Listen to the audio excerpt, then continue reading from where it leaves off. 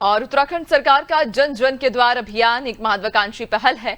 मुख्यमंत्री के निर्देश पर प्रदेश की हर न्याय पंचायत में शिविर लगाकर शासन की सेवाएं सीधे आमजन तक पहुंचाई जा रही हैं। इन शिविरों में जिला और शासन स्तर के अधिकारी सभी लाइन डिपार्टमेंट्स के साथ मौजूद रहकर केंद्र और राज्य सरकार की योजनाओं का 100% सैचुरेशन सुनिश्चित कर रहे हैं। उद्देश्य ये है कि कोई भी पात्र लाभार्थी योजनाओं से वंचित न रहे। मौके पर ही पंजीकरण कर लाभ दिया जा रहा है।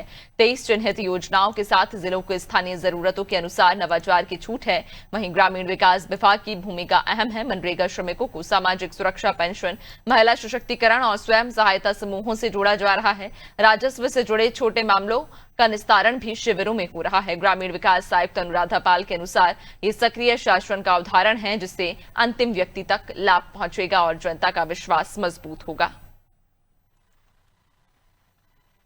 ये सरकार जन जन के द्वार एक बहुत ही महत्वाकांक्षी और एक मूवमेंट है, एक अभियान है, जिसे हम माननीय मुख्यमंत्री जी के दिशा निर्देशों के क्रम में सभी विभाग जितने भी लाइन डिपार्टमेंट है वो इसको क्रियान्वित कर रहे हैं। इसका उद्देश्य है कि जितने भी हमारे न्याय पंचायत हैं, न्याय पंचायतवार प्रत्येक न्याय पंचायत में शिविर लगे और वहाँ कोई ना कोई डिस्ट्रिक्ट लेवल का, शासन लेवल के अपर सचिव से लेकर सचिव तक सभी एक एक किसी ना किसी क्षेत्र में जाएं और सभी लाइन डिपार्टमेंट्स के साथ जाएं।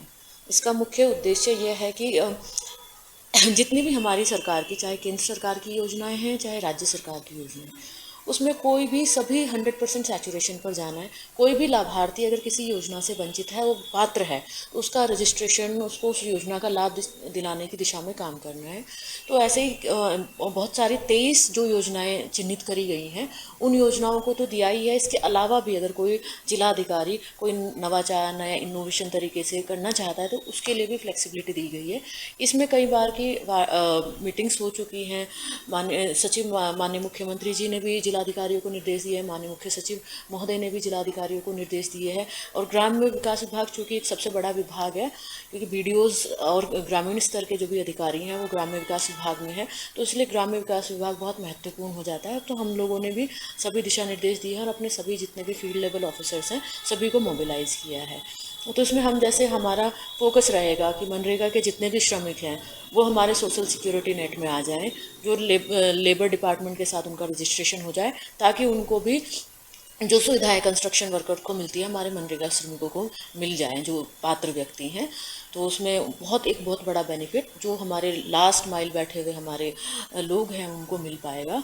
और जितने भी सर्टिफिकेट्स हैं, चाहे वो दिव्यांगजनों, चाहे वो हमारे वृद्धा पेंशन योजना हो, विधवा पेंशन योजना हो, वो सैचुरेशन मोड में उसमें जाना है। और चाहे हमारी सशक्तिकरण हो, महिलाओं सशक्तिकरण हो, एसएचजी की महिलाएं हों जिनको फंड डिस्ट्रीब्यूट होना है, उन तक भी ये सारा शिविर लगाया गया है। इसके अलावा भी रेवेन्यू के अगर कोई छोटे मोटे डिस्प्यूट है या कोई वहाँ पर रेवेन्यू का मामला हल करना है या कोई रिपोर्ट चाहिए तहसीलदार लेवल से या पटवारी लेवल से, तो वो भी उसको भी इन शिविरों में सम्मिलित किया गया है। यानी कि सरकार को वाकई में ही हम गांव-गांव तक पहुंचाने का कार्य कर रहे हैं और ये माननीय मुख्यमंत्री जी के दिशा निर्देशों के क्रम में हो रहा है। ये वास्तविकता में एक सक्रिय शासन की और इसकी एक बहुत अच्छा इससे एक मैसेज भी जाएगा और लोगों का शासन पर, सरकार पर विश्वास भी बढ़ेगा।